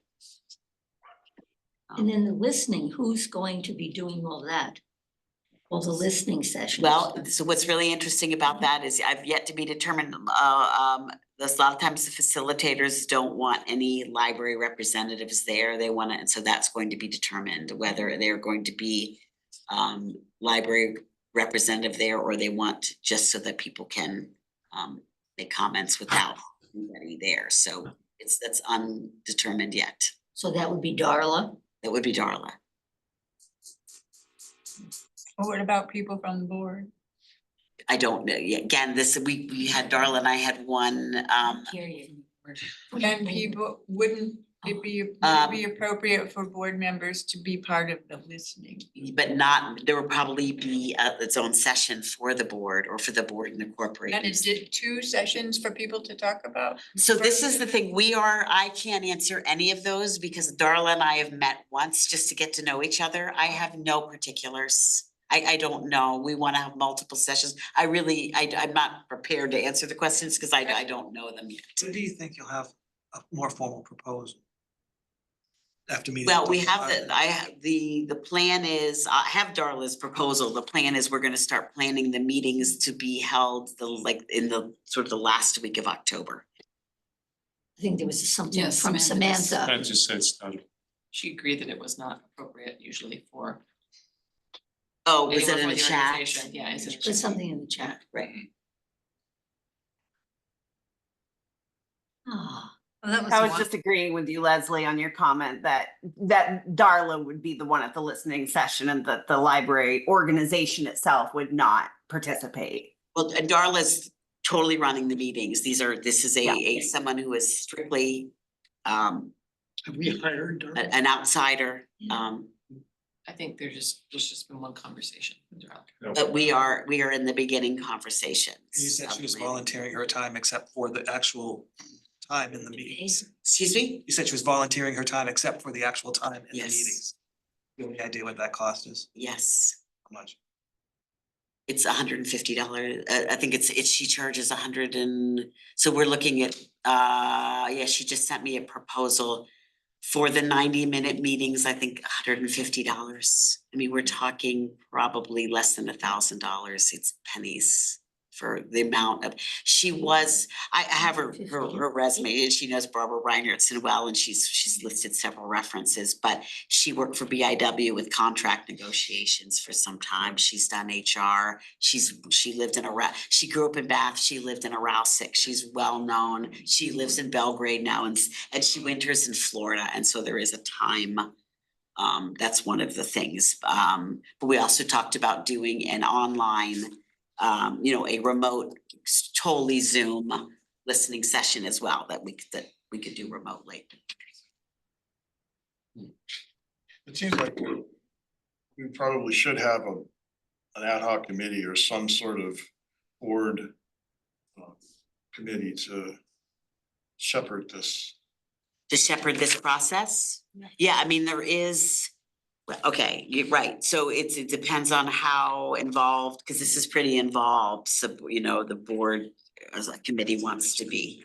But there are, that is completely up to the board, but we had to. It seems like we're gonna be getting all of these sort of data dumps from these various efforts that have to be assimilated in some constructive way so that ultimately the board can be presented with some proposals. Right, but even before then, there's a rubric committee that's gonna be looking at this. If you look down, there's gotta be a rubric assigned to it, and there's gotta be a committee that agrees to the rubric. So if you agree to this, there's even another layer of this. So we definitely. No, I agree. I mean, having a board committee that knows what's going on and also that can report back to the board to make, I'd be great if it wasn't me, that make sure that they can say that, we have done this, this and this, or this has happened. I think that's a great idea. So that's, That wouldn't be the building and technology subcommittee? no. The Building and Technologies Committee, their role will be as needed with, like, if we need to gauge an architect, or if there's going to be someone on the rubric committee, or if the board decides they want someone from the Building and Technology Committee on the decision-making, is it part of the decision-making process? But they are not going to be taking on Okay. this Is there another existing, process. is there another existing committee that this could fall under? Finance.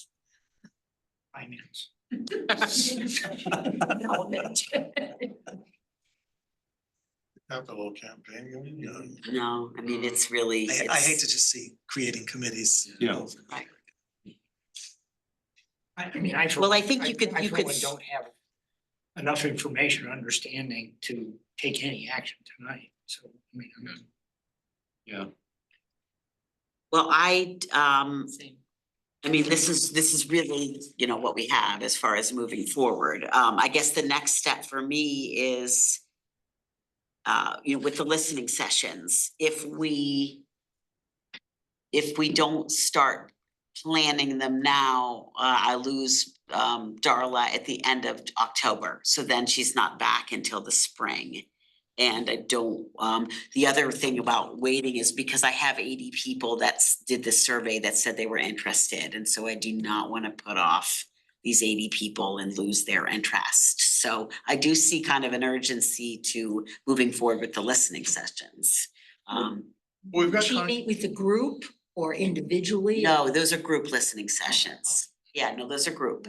Will they have a different focus? I mean, is that anticipated that each of those listening sessions might be different with different, I mean, 80 people- Possibly, 80 but people? Well, no, they're not, we're gonna be small groups. They're not gonna be 80 people in a group. We're limiting them to, I think she said no more than 30 in a group. So yeah, no, this is all, again, we just met. I just don't have a lot of the details, but no, they're not gonna be a group of 80 people. And these Good. offices are going to come. It's hard to support something when everything seems to be half baked to begin with. I mean, you know, you're saying you've only met with her once. You don't know about this. We're not certain about what it's going to be. We don't know the cost. We haven't planned it yet, Just, because we're meeting again this Thursday. We had one meeting. we haven't sat down. Right. You're asking me So questions. it's very hard to approve something on this basis. That's Do my thought. do I need to get board approval to move forward with planning sessions with these? I mean, or it's sort of Well, an. if it's a cost factor, you do. If there's a cost and you're hiring somebody to do it, you need the board approval. Did we have board approval for hiring Cookie? Yes. Yes, You actually. know, Yes. I don't know, I missed the last meeting, but I would think you would have needed board approval to hire the staff. Yeah. Because it's an expense. If you're expending everything, if you're putting all the costs for everything that's now being done off budget and onto the capital campaign, that is a cost to the capital campaign and it needs to be considered. Right, but it is, so who makes the decisions on what gets spent out of the capital? Is it the committee? That's what I don't know. Is it the capital campaign committee that decides what administrative costs get spent? Yes, I would say all of that is left in the hands of the capital campaign committee to alleviate the board having to make that decision, right? Well, we can check in with Rebecca. So that's where this Yeah.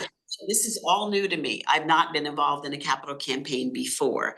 So, but every time we have an administrative expense that we're incurring, I can't get board approval to buy, envelopes or to pay for a party or to be, I don't really know how this is going to go. So I'm not really sure what to do. No, this is a different scale. This is hiring yet another, putting in another administrative overhead onto the capital campaign. Is this happening because Rebecca feels like, or you're hearing that we need a clearer description of what a community needs is? Because it was going to be space survey, and then the listening sessions is part of the strategic plan. So that is trying to get input from the, you know, all the communities, not just around space or, That's I mean, right. it was that hadn't happened, but that's. But if we have so the it's- opportunity, why not? How are we have the survey, we have the staff space study. Why not? That's what I'm asking. Why not have listening sessions and ask those questions as well?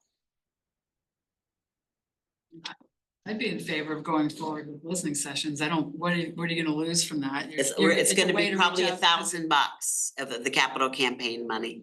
I think any kind of data gathering effort can be useful. Unless it's crazy expensive, because that's just raw data that we're getting Right. to help inform the Right. the game plan for the community. I think we would projects. be remiss in not doing this, and right, this is I don't money. think anyone's questioning that we should or shouldn't do those. Yeah. I think it's more about like, what are we talking about here? Are we talking about we can't do those until the board is more organized, or those are gonna happen anyway, and the board just needs to be organized around how we process and use that information? Like, I guess we. I think it's that. Yeah. I think it is that too. I wanna be gathering the information while the board is figuring out, these things are happening concurrently. While the board is figuring out who needs to be involved in this decision-making process. Who's gonna be involved in creating the rubric? Who's gonna be involved in this? All I'm trying to do is, we've already done the two things to gather data. I wanna do the next piece. All I'm doing is just gathering. And the more data. one rationale is that the next stage of the data gathering also fits into the strategic plan. It's not just for the capital campaign. That's right. Yeah. It's not just, and again, I don't have answers because I don't know exactly how many sessions, you know, Darla's got some ideas we're gonna be talking about on Thursday. I just don't have information yet to share. But the whole point, the main thing is more data gathering and getting community involved. So without that information, are we prepared to go ahead and spend no more than $1,000 for the information gathering session? Well, My question is I still don't know who makes the decision on, is it the capital campaign committee Yeah, or? I think we bring that. think yeah, it I think it would. Right. Out of the capital. I feel like it's, and we have discussed, so I don't know. There is a bucket Same there thing and with decisions the are being grant made on how writer. to use the bucket, so Yeah. mine just. Right, Yeah. because the grant writer is going to cost a lot more than this. And so I have done nothing because the capital I've talked with Rebecca about it, and we'll need to talk about it with the capital campaign committee. I don't quite understand the role, so I don't know who needs to approve these administrative expenses. Who is the capital campaign committee? I mean, the As of people, and now, you're yeah. on. I just. It's Carl, it's Tommy, it's Anthony, Rick, John does. John Dunn. We can't forget Eileen. So, yeah, I mean, again, this because Rebecca I Smith, don't have the Yeah, experience, I don't know. You know, But there's I nothing. Forgive me, but before we had a capital campaign, we would have expenses like this would come up and we would consider them. And who considered them? The board considered them. If they were outside of general operating, if they were within operating, so say think there was, then I would, yeah. I think I think that the capital campaign can recommend. Oh, that's right. Elon Musk again. Froze. Froze, Rick. Oh. I mean, this actually came up the other. Rick is on pause. Let me ask one question, because Tommy. Larry. Oh, Rick. Yeah, he's back. Rick, could froze. you complete it froze, so we didn't hear the last part of your statement. I'm sorry, Elon Musk keeps throwing me off. I've been. As he does. I heard you. Use his name in vain. That's the Jonas. Since he's back on pause. Let me ask Rick directly. Judiciary agencies operating at once in one, and to me, that's fiscally not responsible. Okay, so I missed the. We missed the set first part again. before. Sorry. You repeat it? You were talking about how in the past the board would approve expenses. So what were you saying? No, I was saying that the capital campaign can recommend expenses, but it would be the board that would have to approve them. Sort of. The only, and that's absolutely fine, except for the timing. I can't wait a month or so, or even, you know, for if I have to. Well, there's always an email. So vote, let me, right? let me suggest this, it's subject to the approval of the capital campaign. The board would then authorize no more than $1,000 for those listening sessions. That would be, From the capital campaign, I just want to make sure that that the numbers I'm giving you are. Could you do this all via email the capital campaign committee? I feel like it's a bit like the sentiment is there, but it feels a bit backward. Yeah. I feel like maybe an email should go to the capital campaign about this idea, and then they can then decide to approve or recommend, and then the board, and then an email can go to the board. For approval, yeah. Yes. Very soon after, and then the board could decide to act upon the recommendation of the capital campaign committee. That's Yeah. sort of how I feel like, if we're gonna do it one way, I feel like that is a way that maybe it should go. you're making the board, you're making the capital campaign drive the expenditures. It should be the other way around. It's I the, think we should ask Rebecca, but didn't I did the too. capital campaign committee discuss this whole thing at the meeting yesterday? yes, it did. But So I think it's probably more appropriate to ask Rebecca which direction this should go, because she probably knows best on that end. I don't have, the expertise to know, but But I think at the end of the day, Rick's right, we have to have a board approved scheme in place that authorizes that spending. I mean, we've all heard from Rebecca, oh, it's always, what is it, 5% or 10% of the amount raised? range, right? How many percent is it? 10. 10%. It is to be expected as expenses, and I suppose the board could just say, okay, you're authorized to spend money on anything you want as long as it's less than 10% at the end of the day or something, but I doubt we're gonna do that, but this actually came up in the finance committee the other day too.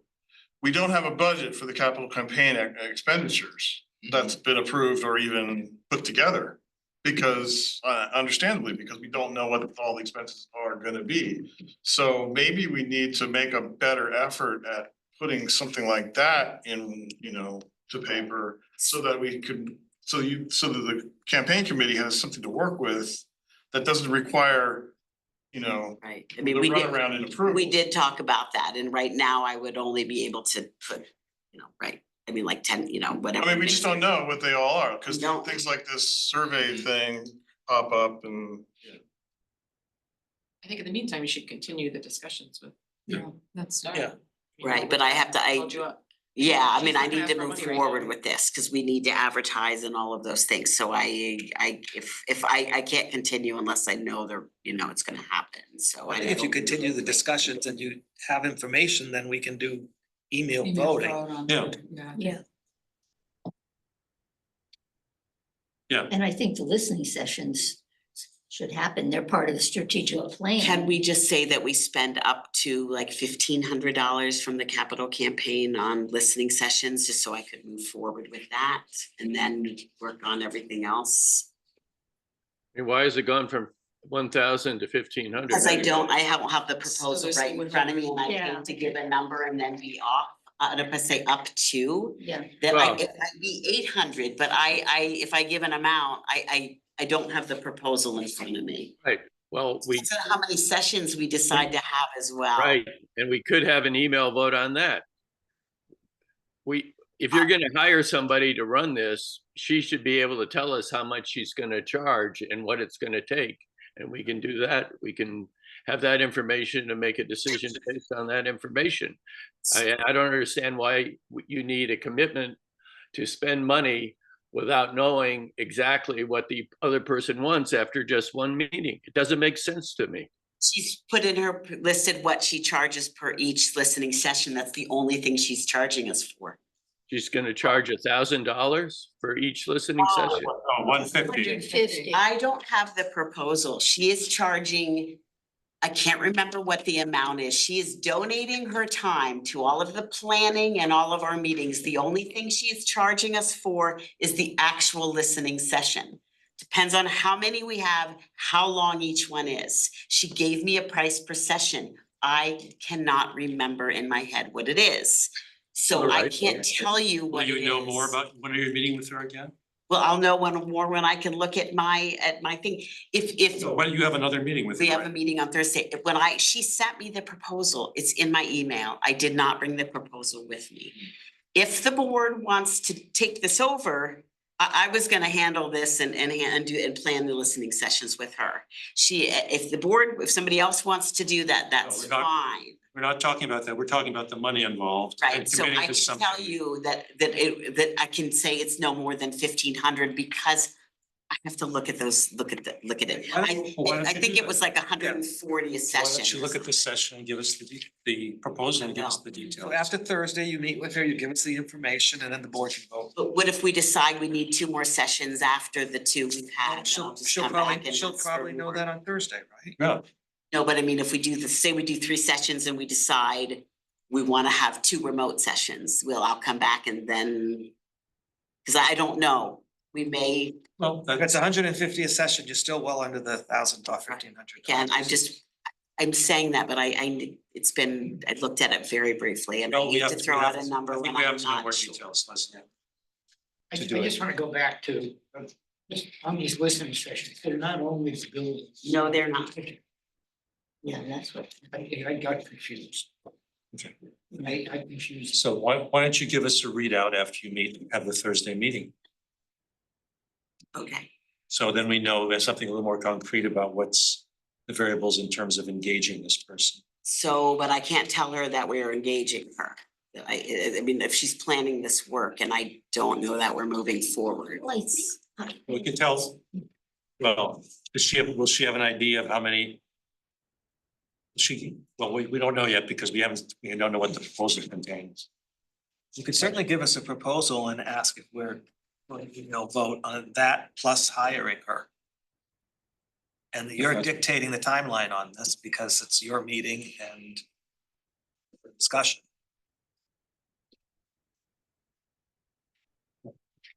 I'll say I think we should go ahead with listening sessions as long as they're broader than space, which you said they are. Because that's also part of the strategic plan.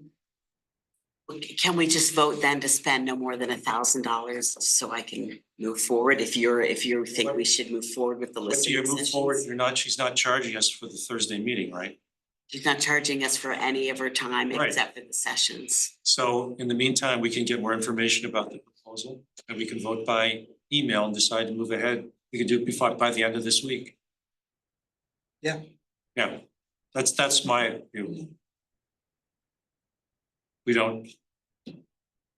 So I think that's, So are you saying that you don't necessarily think we should go ahead with the listening sessions? I'd like to know a little bit more about I think what I was saying here is about the proposals and have a rough idea of how many sessions would be involved. Which is money and a commitment of money. In principle, yes, Okay. but everything has a cost. I think it's just the uncertainty of knowing what it costs not to speak for anybody else, but it's, I think it was this price, I can't remember, like, we just need, as a board, as a fiduciary, we just need to know exactly.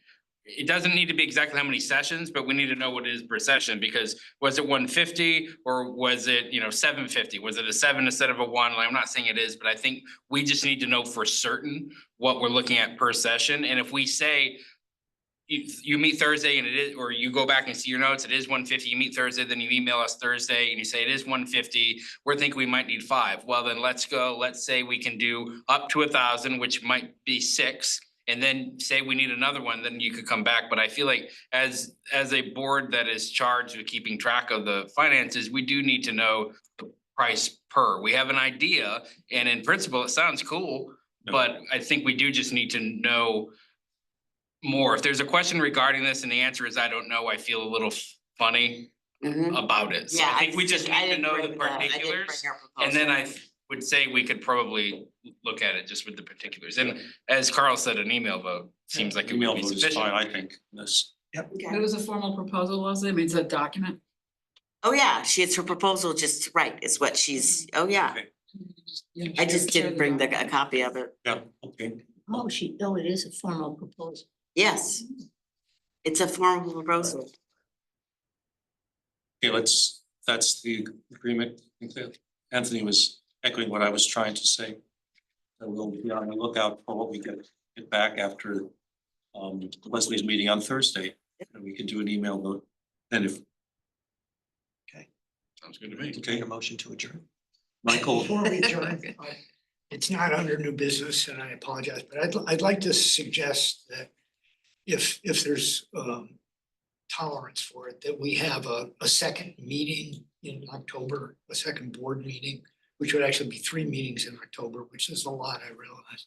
But we have issues that we just don't get around to, the governance committee has been wanting to report on. We did a board self-evaluation several months ago now. And we actually have a list of observations, some things that might make board meetings more productive in our minds, in my mind, I guess. Leah has, through policy and personnel, I know, has done a conversation with the directors, with the department heads and staff survey. And our meetings tend to run long. I mean, it's 20:07 and no one has the time. And I'm one of those. I don't sit here much longer. You lose your effectiveness when you sit in a seat too many times. So I'd like to suggest, and Carl, it's up to you and the executive committee if you want to move forward on it. But if it's possible to squeeze an extra board meeting in. It'd be nice if it was an executive session. So it was, It would, yeah, it Yeah. could, actually, the whole meeting could be an executive Yeah, session. I think that would be. When you said Yeah. that. Yeah.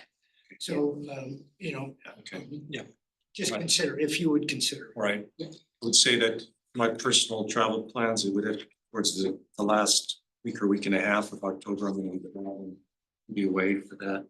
I am also, I'm away till like from October 20th to November 5th. Oh, I'm coming back on October 20th, so. So, fine, we'll work Some something of out. this stuff has hung out there for a long time, so Yeah. another extra couple weeks isn't gonna matter much. But we have to But have, I'm just suggesting that we extend, if this is our business meeting, that we set up a separate session. Okay. Perhaps to deal with some of these. okay. I worked on find some dates. Okay. Was a motion, I believe, I was to just- adjourn. I was just suggesting it. Now I'll make it. Motion, Mike. Mike, motion. Section, Mike. All in favor? Okay. Thank you. Oh.